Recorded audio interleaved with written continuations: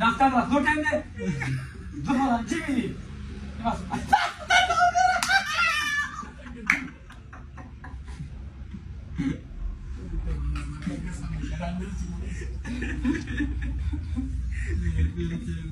ملګرو تاسو ګورئ که نه زمونږ په خیبر پښتونخوا کې څه حالات روان دي. ګورئ دا ویډیو دونه ډیره زیاته غلطه ویډیو ده چې زه تاسو ته ښودی هم نشم او نه یوټیوب د دې اجازت ورکوي چې هغه تاسو هغه پوره وګورئ. خو داسې چل دی کومه قصه چې دا هغه درته کومه چې لکه څه شوي دي په ټیک ټاک کې دا کم قاري دی او که مولا دی څه مختلف قسمه دغه ځان ته وایي د علماو کم سټایل چې دی هغه یې کړی دی. د ټول نه مخکې زه تاسو ته دا ویم چې دین اسلام دا بدناموي لکه دا څه قسمه حرکات چې دا سړی کوي پیر صاحب او په دې نوم باندې مشهور دی نو د دین اسلام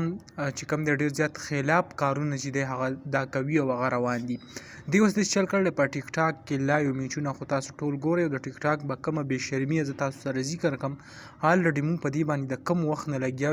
یو بې شرمي ستاسو مخې وړاندې راوړو هغه تاسو ګورئ. دی چې کوم د بې شرمۍ حد کړی دی نو هغه داسې شوی دی چې د هغې نه نوره بې شرمي شته نه.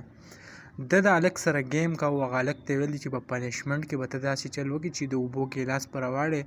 او کم پرتوک څه چې یا به ښکته کړي او په هغې کې به بیا اوبه واړې نو هغې ورته په هغه لایو کې هغه چل کړی. بدقسمتۍ د وجې ټیک ټاک نن سبا داسې شوی دی